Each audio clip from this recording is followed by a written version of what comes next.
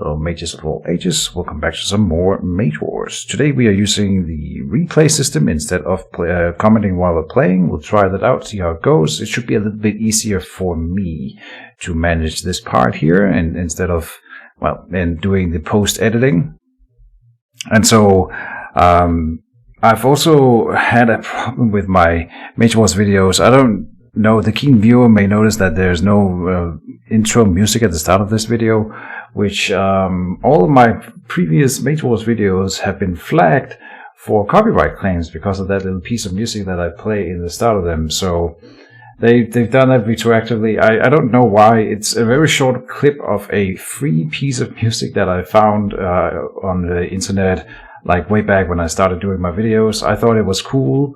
I quite like it. I don't know if anyone else believes, well, whatever. Yeah, but it doesn't matter. We're done with that because apparently they now are changed something and they are, there's this whole dispute with that going on right now. So that's super annoying and it's not a big deal. We'll just do without the music. Today we are playing a game against Ferno, 412. He is playing the monk and I'm playing the druid. I thought it would be cool to see if a good old traditional druid could beat a monk, or whether the opposite is true, and sort of see where the balance is at with that. I don't know if I think I've done one other druid versus monk game, but it's been like at most one. And so I've made a few changes. This is my tournament druid. And so I've made a few changes with the release of the Monk and the Elementalist. Not release, but at least introduction in the testing. This is still in the testing, playtesting leading up until the actual release of these mages. And so everything you see, as usual, are not finalized and everything is subject to change. So the Monk... Oh, well, the changes that I made is that I've reduced my Tangle Wines to 2. That's the biggest thing, I think. I don't know that there are any other notable changes, but because she's uncontainable at all times, it's really hard to well, most books then don't really want to use too many restraining effects. I also have restraining effects in my Wine Whip staff as usual, so yeah, and then I think I introduced the Living Armor again, which I had gone away from, but this one has been changed for the playtesting, and so I'm introducing this one just to see if I sort of like it with the new changes. It's definitely not as good as it used to be, but it's still good. And so the opening round here is me opening as I always do with the Touch Tree and the Wine Tree, and he then goes Battleforge and Obogo. Interesting enough that he went forward and cast the Battleforge before he summoned Obogo. Usually you see people summoning Obogo in the corner and then move forward and casting the Battleforge, so you have Obogo further away from the enemy. But I suspect that Ferno does this because I have my Vine Tree and he knows that he wants to go to my corner and pressure me in. And the monk is really good at that, but sometimes you want to draw in Obogo, and so I think that's why he's opening like he's doing here. So I'm immediately thinking that the Battleforge is super important for the monk, because the monk has a lot of good equipment that he wants to get down, the same as with enchantment and stuff. So action economy is super important with the monk. You want to use your actions to punch with the monk mostly, and so having a Battleforge supporting with casting equipment, it's very, very helpful. I do it in my monk all the time.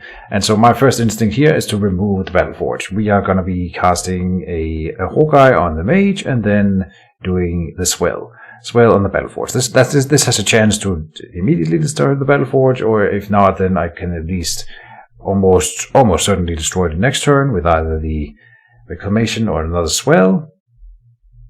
And then that's a maximum of 2 deploys out of the Battleforge, hopefully, right? In best case scenario. So let's go a little bit higher speed here. I'm not really used to using this interface. This is how you, if you haven't watched Julie's videos, go and check him out. He uses this replay system all the time, and it works quite well for him. Unfortunately, he isn't no longer among us. May he rest in peace. But the system still kind of works. And so we'll see if I like it here. Oh, and so here I add a corrode to the vine tree because that's a Mod Wars rule that I mixed up with the playtesting system here. So there's a little, I'm rusty and because it's a corrode. Come on, get it? But it wasn't actually an intended button. Whatever. It's a bit of fun. So we're deploying a mana lotus from the vine tree as always, just to get some more mana economy with the monk here. I'm also putting out 2 vine tokens, paying for 1 extra. And that's really good for hindering the monk. He wants to move forward. Sometimes they cast fast and double move. Usually, though, we see them like moving, casting, enchantment, moving, casting, and enchantment until they're ready to fight. He is changing his mind a little bit here. He opens with a Boko. We're going a little bit too fast here. So he opens with a Boko, forcing me. I open with Tattery because it's my initiative, going for the vine tree, not showing my hand too early. Then we are standing still, casting the Hawkeye. Gotta be in range 2 of the Battleforge. He moves up, enchants his monk. There are a few key enchantments that you always want to get on the monk, so this is a quite natural thing. And then I think, yeah, he's going to do his second action here. Moving and casting another enchantment. And he deployed the Ring of Ki on himself, which is a really good piece of equipment. You want to have a lot of Ki with a monk. Basically, what happens with a monk is that if you do run out of Ki, you basically die. So you need to invest a few actions and mana in the start of the game to up your Ki income, which is what we're seeing from Ferno. And so in the final quick cast phase, that is entirely my own because he does not have final quick or first quick, any quick casts at all. I cast a Swell on the Battleforge and we hit exactly 4 and 4, a little bit above average, but the 4 armor here is soaked or 4 normal damage, so then he takes 4 critical onto the Battleforge. And then I immediately prep a Swell, but in fact I forgot, I think I completely forgot about the Reclamation, and I think the Reclamation would have been a better play here than the Swell. Even if it's 1 more mana, it's guaranteed to work. And the Swell is really nice later, because it's the monk specifically has some issues defending against ranged attacks, where she's really good at defending against melee attacks because of her parry from the mage stat here, which you can spend Ki to block all kinds of melee attacks, but you can't really. The only thing you really have against ranged attacks on the stat card is the ghost form at the very bottom here, which does work, but it's pretty expensive, and so you want to save your ranged attacks for the monk herself in most cases. And yeah, the Reclamation, the monk doesn't run a lot of the conjuration, so the Reclamation would probably have been better here. But we prep a Rhino Hide also. I'm a little bit worried about him just focusing Mage early and punching me to death, which is absolutely something you can do. So I want to get a Rhino Hide down early. Alright, and he is paying Ki for the ring. Good stuff. Now we're done with the planning phase. See how it goes. He's up to 9 Ki. We are deploying a Wine Snapper. And I'm deploying in... I know that what he's doing here. And so we see it immediately here. In fact, the fact that he deploys first is pretty important here, because he deploys Seismic Hammer. And then that... I mean, this tells us this one is specifically made to destroy conjuration. So what do you think he's going to go for? Well, he wants to take out the tree, obviously. And so I could have, I had prepped a Wine Snapper on my wine tree, and I was kind of thinking about deploying it down by the Battleforge, but then when we see the Seismic Hammer, it's a no-brainer. We gotta get it into the tree zone. He's good at getting elusive with the monk as well, but having a guardian here at least forces that part. We open with the Swell of the Battleforge before he can do any kind of trickery to prevent it, and then it is gone. We won't precisely 2 damage, so it almost failed. Like that could be like a game loss if you with 2 Swells don't get the Battleforge. He gets another deploy, and I would have to spend more mana and another action to take out the Battleforge. It is a little bit risky, But it is really, really good. Assuming he doesn't run double Battle Forge, at this point he is going to have to cast all of the equipment from the Mage, and that is a pretty big deal for the Monk. So that's my first quick cast. He doesn't get anything to respond against that, but then he moves, and so do you punch the Mage here? And I think he wisely chooses not to, because he needs to spend more actions building up his Mage. He also knew that he was going to lose the Battle Forge, so he had equipment in hand. He's putting down a Dancing Scimitar, not using it. Then I move and I moved and guarded instead of casting the Rhino Hide, because I'm already here. We're looking at what he can do. 7 dice plus 3, and he can make the 7 from the Seismic Hammer. With Strike Through, he can make it critical, and then he can also reveal an enchantment that gives him more dice on the Vine Tree. So we could have lost the Vine Tree in this turn here had I not guarded. I'm fairly certain that he doesn't run an elusive enchantment, because the Monk has in school elusive pants, so you don't see people running the elusive enchantment, and so he couldn't attack my tree behind the guard this turn. We needed the guard online, basically, and this was the way to get that done. Also saving me some mana, which is quite nice, so we get more mana next turn. And so he stood still and guarded, because he wasn't prepped, I think, for my defending in here. So he wasted an action that turn. He only had 2 mana left as well. Yeah, and he never got to use his Dancing Scimitar. Tricky. Wonder why he didn't move in here. Would that not have been better? I'm definitely thinking about deploying a wall here already to keep him out. Also, bleed tokens from the wall, on the Bloodspine wall, and from the Burst of Thorns is pretty good on the Monk, because they are usually they do have trouble healing. They can absolutely use the regrowth and all the things, but it's out of school, and the Monk has the thing with harmonious existence here. Everything that is not in school, or that he is not trained in, gains upkick +1 trait. So you don't run tons of regrowth in Monk, right? You don't see that really. And so I'm trying, at least I had it in my mind earlier, I want to try to get a bleed token on him to force him to play some healing, so we could get rid of that, and then put another bleed token on him to get rid of and then get rid of the healing that he puts down. And at some point, he will hopefully run out of healing and still have a bleed token on him. That would be the ideal solution. So from the tree, I'm deploying the Lashing Light Liana, which is a cool little creature. We don't see it that often, but I think it's good. This one gives direct damage to the Monk when he punches other plant creatures in this zone, right? And we are about to guard with the Winesnapper, so now he might even be less inclined to come in here and start punching my Winesnapper. But he is coming in. I have initiative. Furno is a little bit jumpy on the gun there, or like jumping the gun or whatever.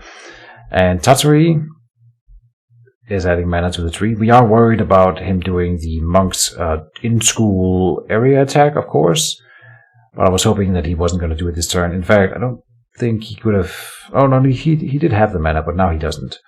The nunchucks goes down, so he is ready to start punching things. But we got the Winesnapper.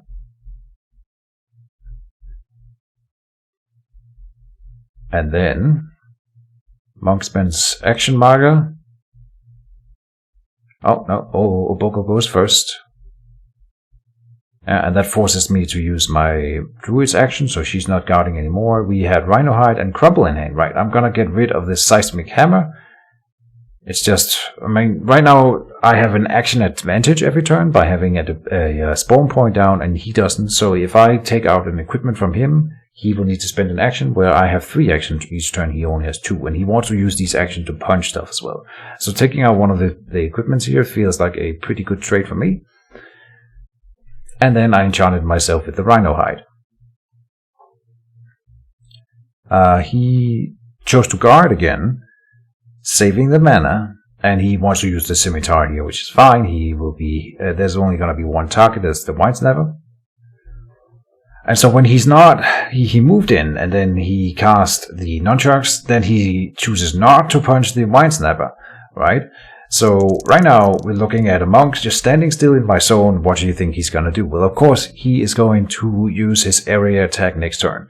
So the first thing I do, I think, when we get into the planning phase is to prep, I think it's a Searching Wave, hoping to slam him in my quick cast, and then at least make him not open with the area attack, and so I can move Tatari out of the zone, so that Tatari doesn't die to the area attack.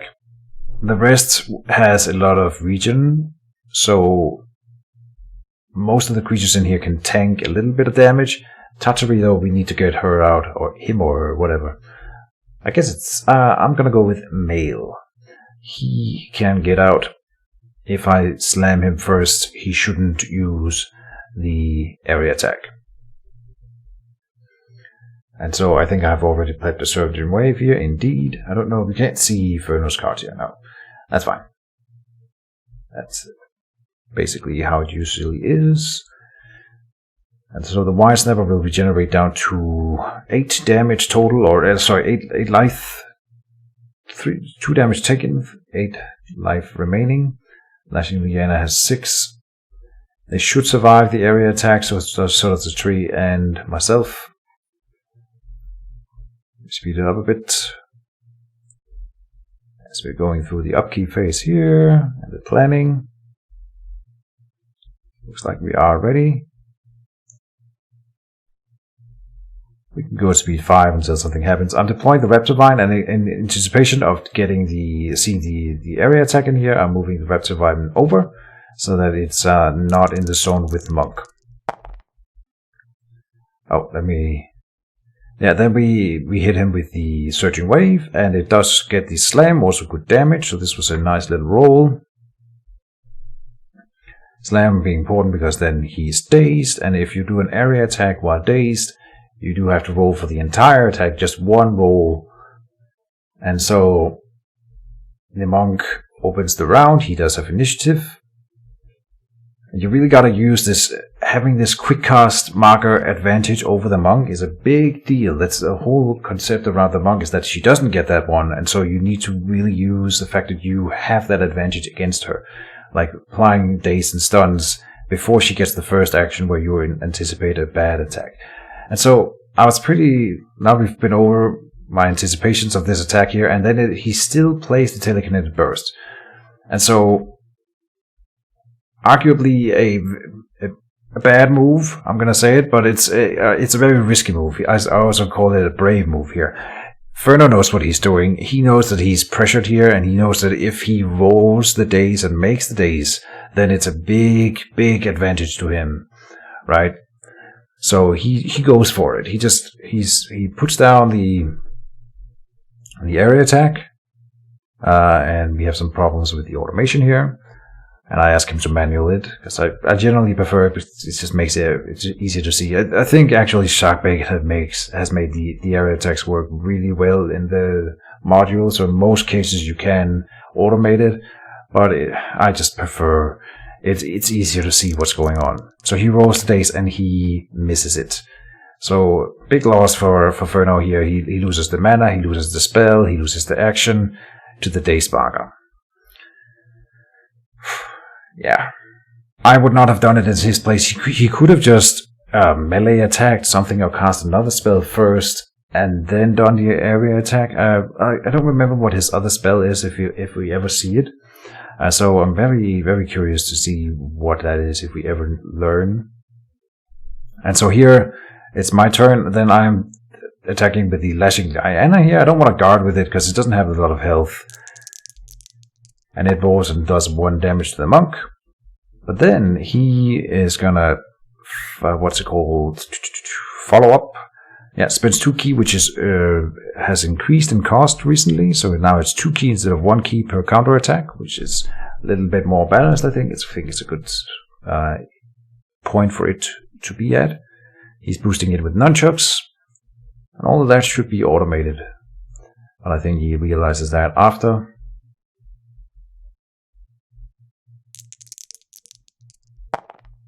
And then he gets, he rolls 5 dice, which I had not thought he would roll 5, but he still shouldn't actually kill it in one blow, but he does roll the 6 normal damage, and so my Lashing Liana dies in without having done anything.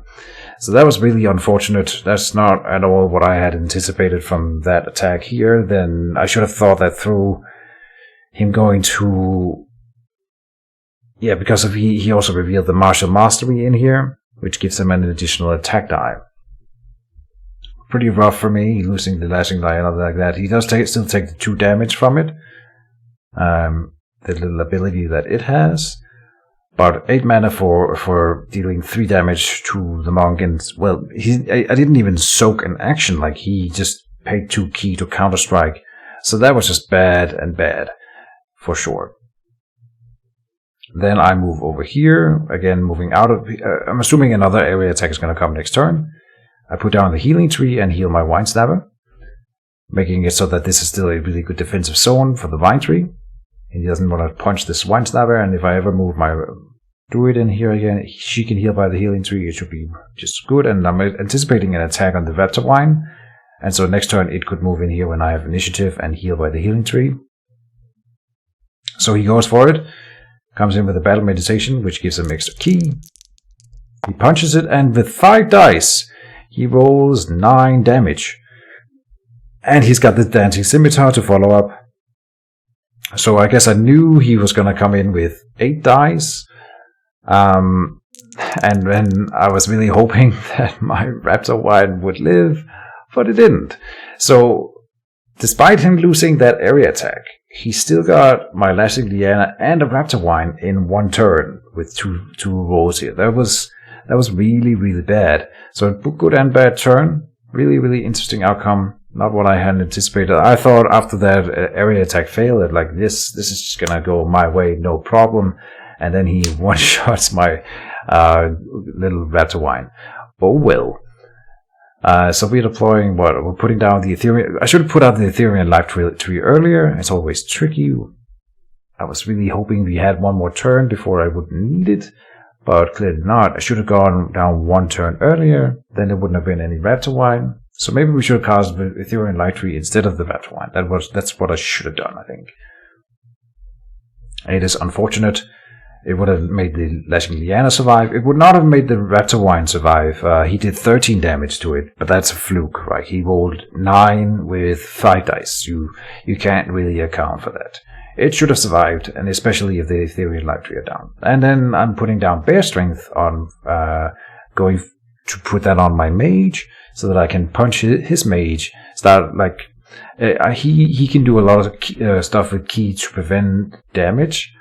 But then what I want to do is to start, at least if I'm not casting anything with my Mage, I want to punch his Mage, the monk, in the face and make him spend key to at least soak those attacks.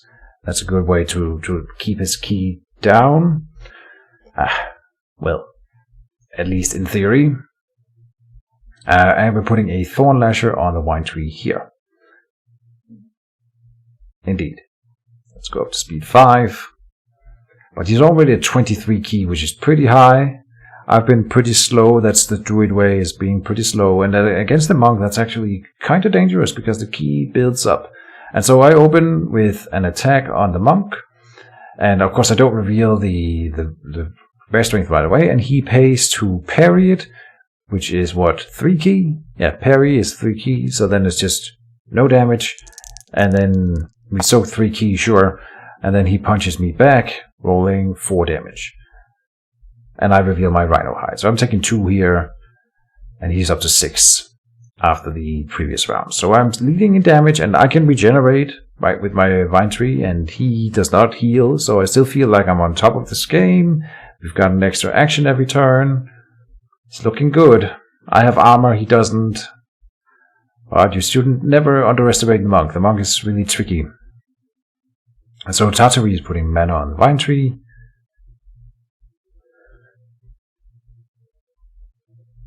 Go up to speed 2 maybe.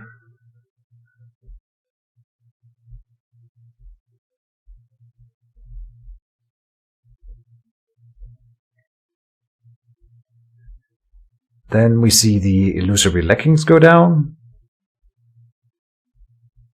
But instead of using them, he just punches my mage in the face again. Which is a move that I was also kind of confused by. I thought maybe this is where he would go for the vine tree. But I guess because I'm preserving my vine snapper and I would have punched him with it. Even if he came in and just punched the tree, the vine snapper is here to punish. And I'm assuming that's why he doesn't do it then. But then why even cast the illusory leggings? That's the question. Yeah, no, right, he didn't punch me. He cast the illusory leggings and then punched me with the dancing scimitar, right? He already had spent one action, so he didn't have two actions available to then get elusive and attack the tree. But he could have done that. He did punch me earlier, so he could have done illusory leggings, then the vine tree in that round. We are prepping Ethereal Life Tree again and Burst of Thorns. Here's the first attempt at a bleed, and then Thorn Lasher coming on back on the vine tree here. Should go speed 5 until we hit the start of the round. He's paying upkeep for the Dancing Scimitar as well. Do I forget to heal myself, or did I already do it? I already did it, right. So he rolled pretty well with the Dancing Scimitar, I guess. Getting me up to 6 and then down to 4. We deploy the the Thorn Lasher in the Vine Tree zone, making him not want to stay here at least. And then I open with the Burst of Thorns at the start of the round before he can put on any armor or anything, hoping to land a bleed. We do good damage, but no bleed. And he may go Ghost Form. I think this one isn't automated, so I need to ask him for the Ghost Form in here, but he chooses not to. So we rolled 6 damage with that. That was really nice. So he's up to 12 damage, but no bleed, unfortunately. I would rather have gone like half or 2 damage and then getting a bleed. That would be way better. And it's what, 7 up? Pretty close. So that's the first quick cast phase. He has initiative. And what does he do? I think he passes. Yeah. So we go with Tatari, and now we're just going to go and hit the monk. I'm assuming that he's going to come in here and maybe try the area attack again or something. At least he's not going to do the area attack in here. And you should never underestimate the Tatari. If it could deal just 1 damage every turn, which it will do on average, then that's a trickle damage that we would like to see. But it rolls 0 damage here, so it's what it is. He adds key markers onto the monk from the Obobo. Down here.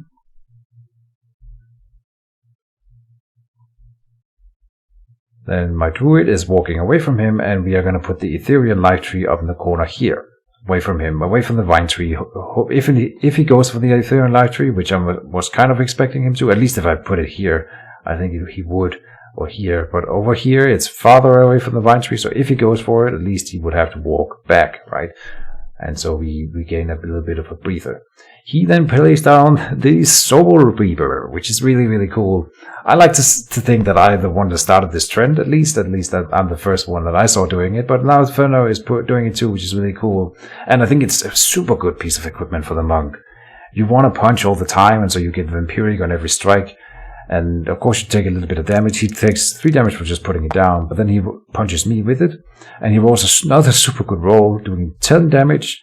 And he paid to make it critical. So all the damage go through, dealing 10 damage to me, putting me up to 14, healing him for 5. Yeah, that was rough. And I'm a little confused because I forgot about this. I honestly completely blanked out on the fact that the monk can choose to do critical damage with every roll. So yeah, rough. And then he punches me again because I have already used my Druid's action, so he can do... No, this is the Flying Slash from the Dancing Scimitar, dealing another 2 damage to me. So with one fell swoop, he healed. I took 12 damage here, and that was a rough round. He's now leading in damage. And I will, of course, not regenerate, but move Lifeborn 2 over to the Vine Tree here. But he's got the damage potential now. This is what? 5 dice plus 1 plus 1 here. So he's rolling 7 dice with that every time. It's really rough. I think I am... Oh, this is a Poison Blood, right. So then he takes damage every time he uses the Soul Reaper. I can catch him out at least once with that. And if he spends an action, again, we're doing the whole action economy thing. If he spends an action removing the poison blood, then I am winning out in a small way by having a better action economy than he is.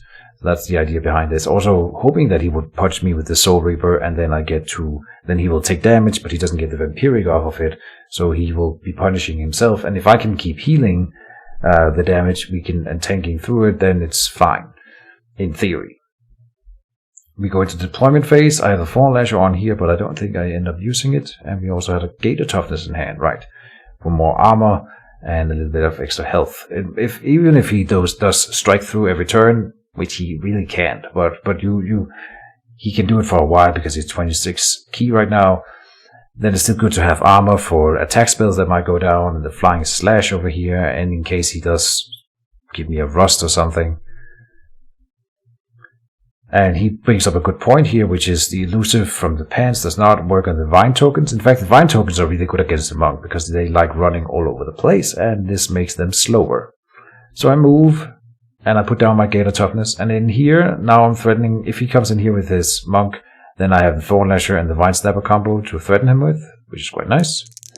Tatari goes with the attack again, dealing no damage, unfortunately. So, no trickle damage from Tatari yet, but hopefully soon. And this turn I should have probably gone to put some mana on the Vine Tree, but we are in sort of a damage race here. And I put the Gate of Toughness on myself and the Poison Blood on him with my Mage's action. He passes until he cannot pass anymore, which means my Vine Snapper will then have moved. So he does come in, and then he goes for a punch on me, taking the 2 damage. But then, of course, I reveal the Poison Blood, so he doesn't get to heal at least off of this. He does strike through again, so it's all critical damage, and he rolls 8. So I am taking 8, but at least he doesn't heal. I go up to 22, and he stays at 14. So we are definitely, right now we're losing. This is what the monk does best, is just to rush down the mage, striking through your armor because he can't have armor against this critical strike that he's doing. We get to hit him with the Thorn Lasher and pull him into my zone. Also does 6 damage. That was really rough. Very good. Then he still has an action, so he moves out, punches me again. I think he even does it with the sword despite knowing that he can't heal this time. So he does 9 damage here, putting me up to 31 out of 36. Yeah, rough. But he took 2 damage again, putting himself up to 22.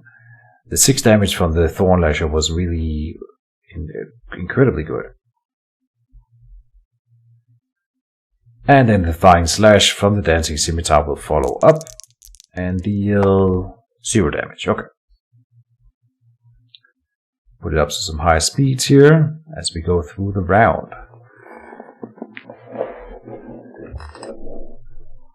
So the monk is definitely keeping up, which I thought maybe I could play around him and not make avoid getting even close to this point that we are at right now. But Thurno has played it perfectly and punished my mage for being a little bit too,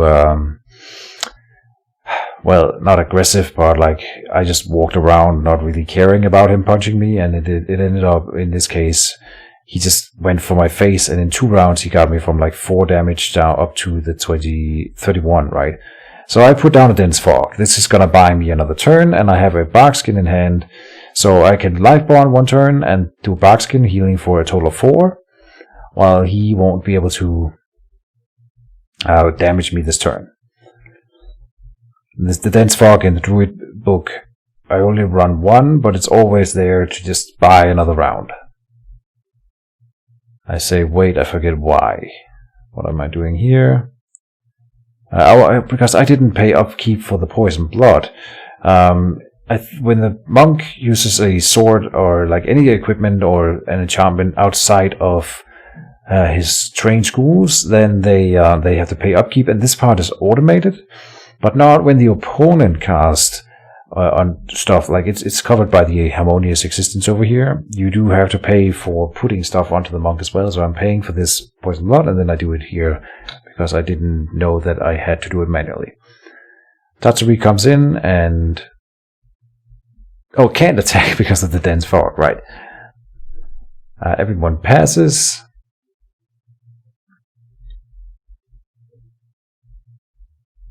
And I forget what he does with his monk this turn. Obogo is now starting the journey towards the fight. He decides that he has enough ki around, so he's going to start moving Obogo towards the action.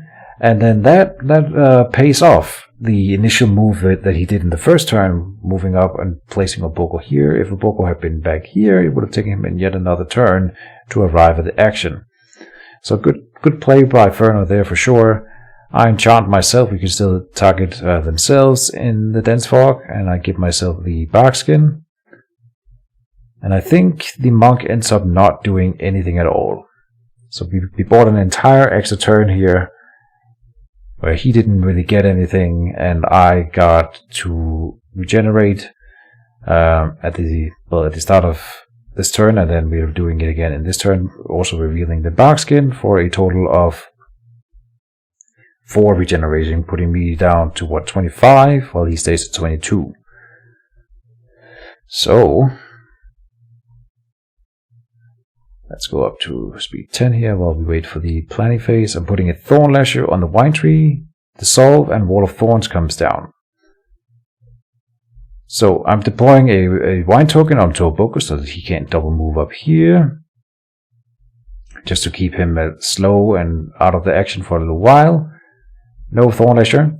Then I'm moving over here, and I'm assuming, oh, this is a mistargeting, but I'm targeting the Illusory Legging, taking them out. We have the guard right here, and I'm assuming that he didn't prep a new pair of pants this turn. If he did, he would still have to spend 1 action to play them, and then 1 action to move in and hit me, right? My pants, he says. And then I blush. The banter. Alright, so this is to keep my mage defended a little bit, and we also now proc the healing tree onto my mage, putting me up to 23, or down to 23 damage. So he moves away, and very wisely, he has a deathlock and had prepped it this turn, so he moves away and puts down a deathlock in here. And I think I immediately decided that I'm not gonna attack the deathlock. I feel like we can win this race right now. I'm hoping. At least now he can't get rid of bleeds in any way, right? So I want to try to hit him with some bleeds. We also have the Wall of Thorns combo, which since he doesn't have any armor, this is going to be straight up 10 dice, except of course he can proc the ghost form from the stat card, effectively taking a third of the damage from a Wall of Thorns. So the Wall of Thorns doesn't really work super well against the monk, but it still works better than throwing any other attack that would then get ghost formed. And he also puts down a Thought Spore. So this turn he really anticipated my counterplays, and then instead of prepping attack spells or more stuff to go at me, he moves away and plays the Deathlock and a Thought Spore. Very well done by him. And the Thought Spore immediately speaks to me that this is an attack spell. So I was racking my mind with what we can do against it, and luckily I have a Channel Rage that I reluctantly have put in my book. I know people really love Channel Rage. I just feel like a lot of the games I end up not using it, but in this game it's gonna be just key. And when Channel Rage is good, it's amazing. So I have the Wall of Thorns, and I almost played it, but then I decided, well, no, let's not. Let's save the mana and do something better with that. So unfortunately I showed him the Wall of Thorns. Sort of showing my hand here and what I'm planning to do. But I could have put it here and then force pushed him in, but then he would be closer to me, right? And that's not really what we want at the moment. So we decided not to do it. Let's skip through the planning phase. We still have Thorn Lasher on the Vine Tree. Shadow Rage comes down on my side of the board here. And again, since we have quick cast and he can't really prevent me from doing anything to the Thought Spore here. And I also prep with Burst of Thorns, hoping to get that bleed.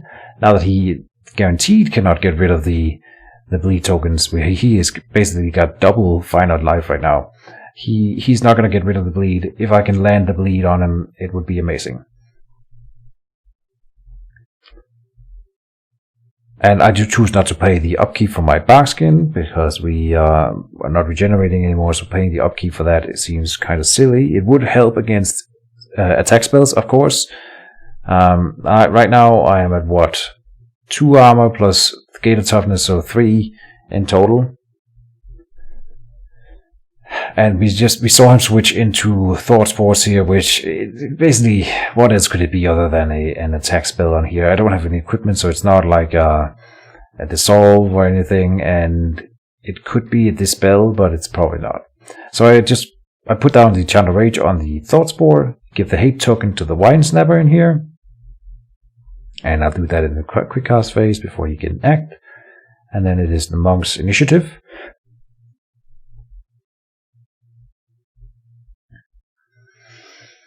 I think he passes.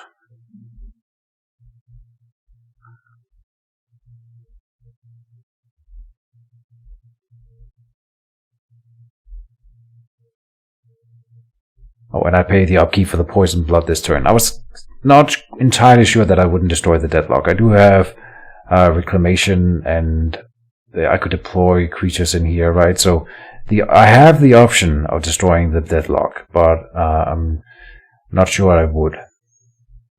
I wanted to attack him with the Tattery, but he's guarded right now, so then I attack the Thought Spore, sure. It also has the benefit of the Ethereal Life Tree right now, so it's not at 7, it's at 9. We need to get 9 damage onto it to kill it. The Monk is activating.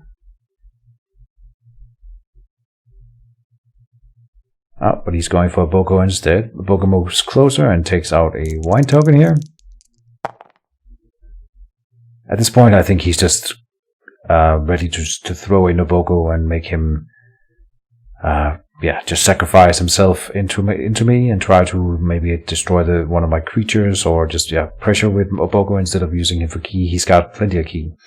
And then I hit him with the Burst of Thorns before he can move into this no vine zone that he just created. That's why I put a Vine token in here, so that he couldn't move in and be in a zone without a Wine token. So that worked out, but then he took it out, so then I do have to then immediately use the Burst. And he goes Ghost Form for this one, so he pays 4 key, only taking damage from once in here, and that gives us a total of 2 damage going in, and no bleed again. Unfortunate.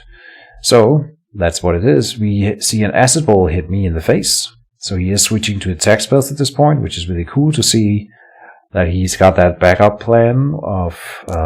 and he's got a Mark for Death on me that he also cast. So he's rolling 3 dice here, dealing 5 normal damage. I reveal the Gator Toughness, so we're taking 2 damage and 1 corrode. Down to 2 armor in total.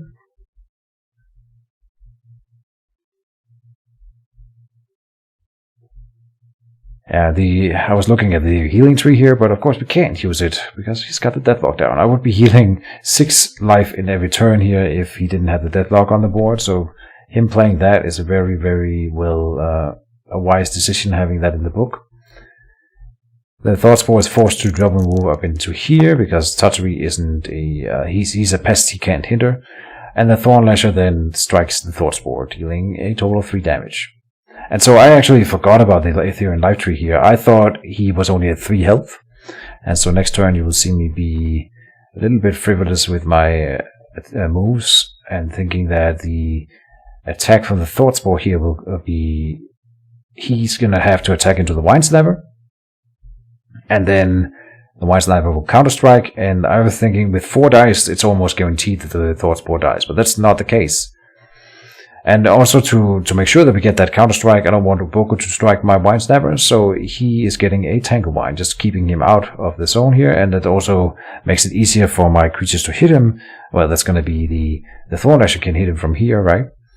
And then at the start of the round, I just move over, put down the Wall of Thorns on the other side of the Monk, and then push him through. I don't want to look at that Monk anymore. He's threatening me from where he's standing.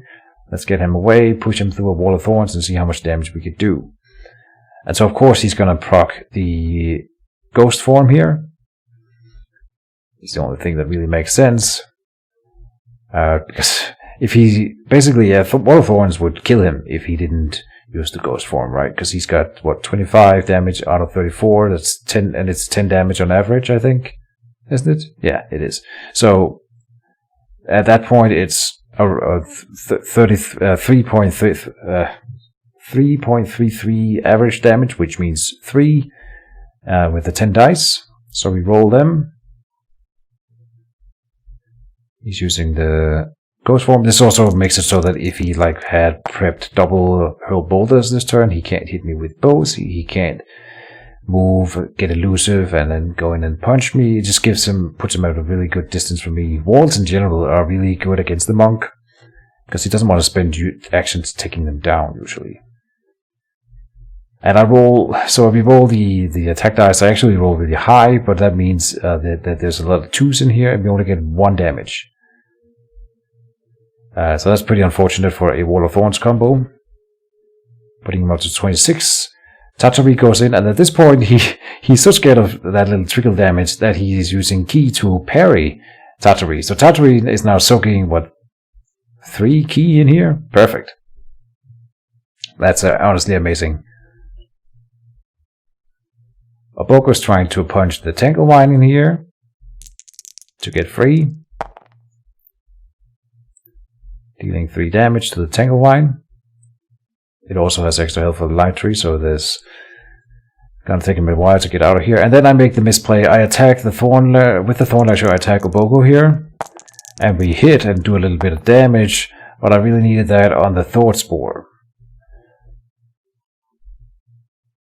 And I'm confused. Don't worry about this.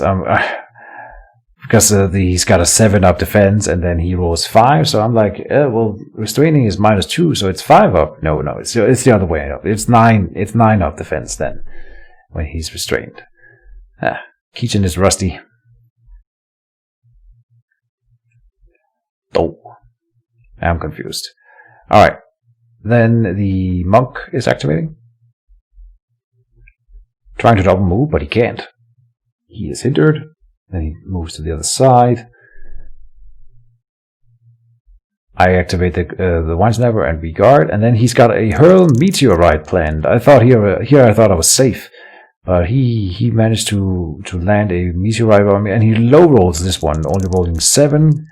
So I didn't take all that much damage here. Okay, now it's going a little bit fast. So the Thought Spore then hits my Wine Snapper. And it gets punched back, and it gets to exactly 7 damage.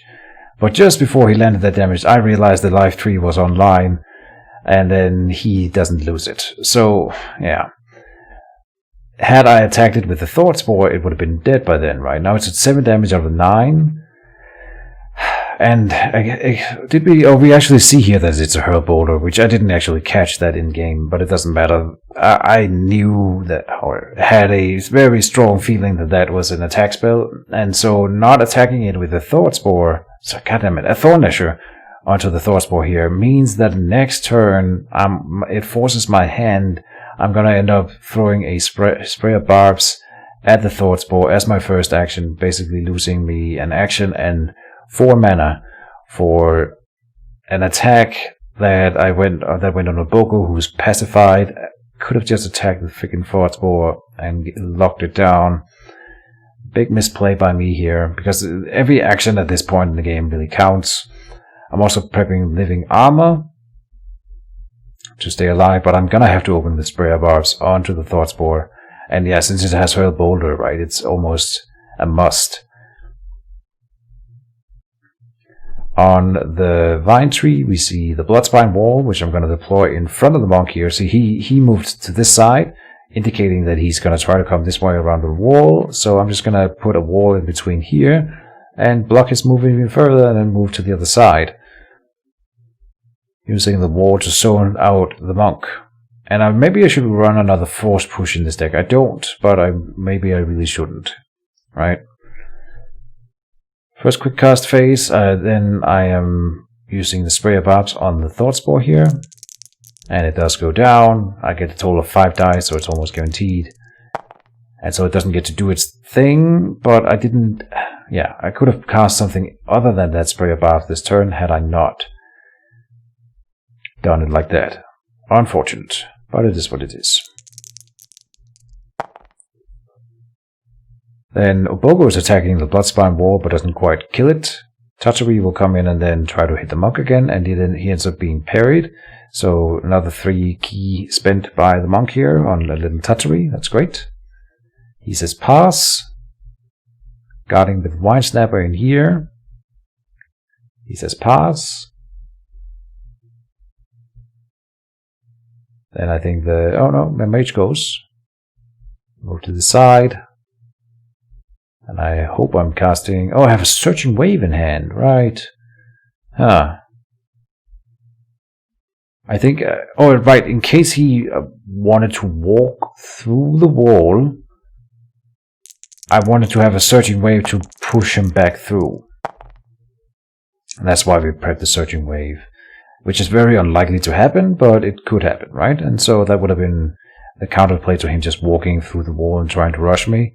Instead, he ends up standing still and punching the wall, which is honestly better. I'll take that.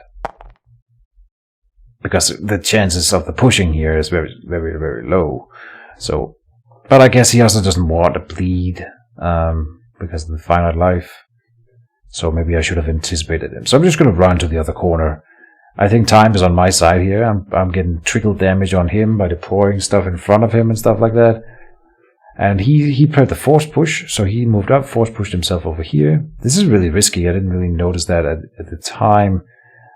But putting himself in the front of the wall here is subject to me moving back and then force pushing him through or searching waving him through. I keep the searching wave in hand here. I think that's actually why I'm doing it. But I think before the end of the start of the next turn here, he's gonna ask... There. He asks whether it's okay for... Since that's the last thing that happened in the turn, him moving up and force pushing over here. He wants to instead move over here and then force push in here. Which I think is also a better move. So that's fine.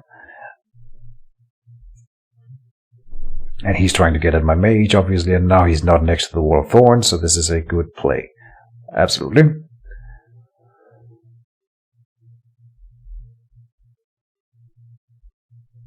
So, we got another Bloodspine wall coming out. I'm just going to put that in front of him here. If he then, it's the same situation. If he wants to move up here, which is the better place for him to be, absolutely, then he's going to have to either punch down the wall or move through it.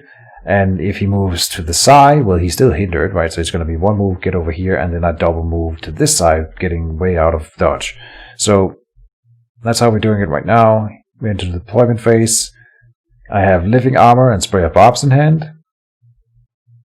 I deploy the wall in front of him. I was thinking about extending it over here, but really if he wants to move this way, then that's fine. And then we can again next turn deploy another Bloodspine wall in front of him and see, depending on where he is.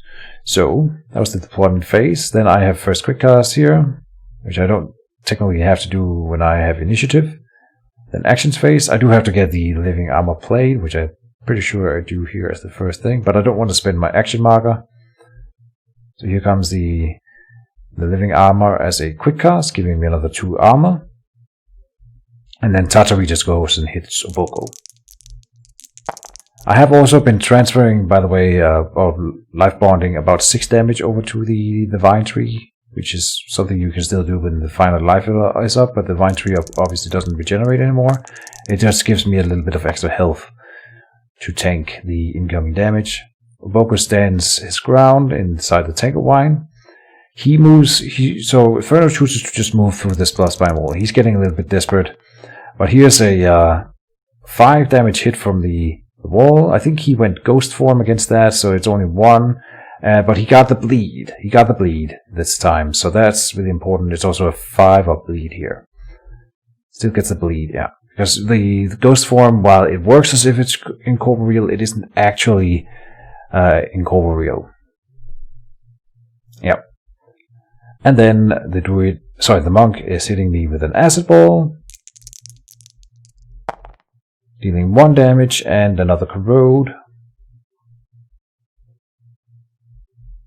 So I have 2 corrodes. Get a toughness. That should have lost me a token on the Living Armor, but we'll realize that in a second. Then he throws a Furl Boulder in my face, dealing a total of 5 damage. And here I'm doing the Living Armor thing. And it is a total of 5. Putting me up to what, 30? Yeah. So then I move over, and I got a spray of barbs in hand. He's still in ghost form. That'll be for the rest of the round when it's procced. So, but then I just choose to stand still and spend the wine token that was in here. Pretty sure there was one. We actually ended up debating that later, but I'm pretty sure there was a wine token in here. It's kind of tricky to go back and look here, but you guys can do it if you want to check. So I spray bobs him, dealing a total of 5 dice, but since he's got ghost form, he doesn't take all that much damage. He ends up taking about 1. So he's at 29, bleeding, so going up to 30. And then we've got another round, as you can tell up here. It's the final round. Both players are sort of close to death. I'm prepping Searching Wave and Force Hammer, and I'm gonna open with this Force Hammer. No, the Searching Wave, right? Because I want to slam him to give him a daze, and also hopefully push him through the Bloodspine wall, which works, which is amazing. I don't think he went ghost form against this one, but we push him through the wall, dealing even more damage, and he's slammed and dazed.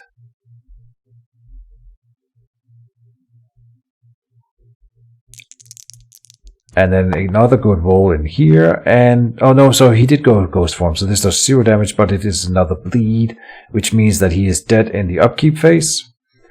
He's taking 2 damage, and he's at 32 out of 34. And at that point, Furno concedes. And I don't think we ever learn what he has in his hand here. I show him my Force Hammer, and then that is the end of the game. So, kind of interesting little game here. Some crazy dice rolls on both sides. I think it was fairly even, and that there was definitely a window where he had a good chance at killing the Druid here. Whether it's balanced is kind of tricky to say. I think since the Druid has been nerfed a little bit, like the armor has been made a little bit less overpowered, and the the tree bond has been changed, right? So that now you don't get the extra channeling. I'm only at channel 10. Is that how it normally works? Hold on. You gain innate life, and the tree... Oh, no, so it ends up being the same, because the Druid starts with 10 channeling, and the channeling is removed from the tree bond, so you still get effectively the same amount of channeling, but everyone has been brought up to 10 channeling, so that's a nerf for the Druid. Again, in the context of all the 9 channel mages. Other than that, I mean, so him being uncontainable is pretty tough to deal with, but we managed to make it work, and yeah. Then there are no other straight nerfs here, but the monk has been buffed a little bit over her existence, also nerfed in some areas. I think she's in a really good spot right now, the best she's been in anyway, and I kind of like the mechanic with her having 2 action markers per turn, but then no quick cast. I know it's kind of a disputed thing. I don't know. You guys can tell me what you think. I kind of like it, and I know there's arguments against it, but she feels really unique to play, and I think that's really, really cool. The monk is super thematic, and I hope we get some new art for her. I think that is gonna happen, as far as I understand. It's also nice to see Uboko really get some playtime. All in all, that's what I had for you guys today. So, that'll be the end of the video, guys. I hope everyone enjoyed it. More Mage Wars videos will come around. I just, apparently I'm not very good at keeping up with the schedule. I've had some stuff that I've been dealing with in real life. I'm gonna keep putting out Mage Wars content going forward. That's a promise. It's gonna be maybe a little bit more irregularly than we've seen before. Hopefully I get back into the motions again in the future. Regardless, I hope you guys enjoy, and check out Julie's channel, check out the Arcane Duels channel. They're putting out a lot of videos these days, which is great. So I feel like they're kind of covering for me a little bit, which is amazing. So with those words, see you guys around, and yeah, have a good one. Bye-bye.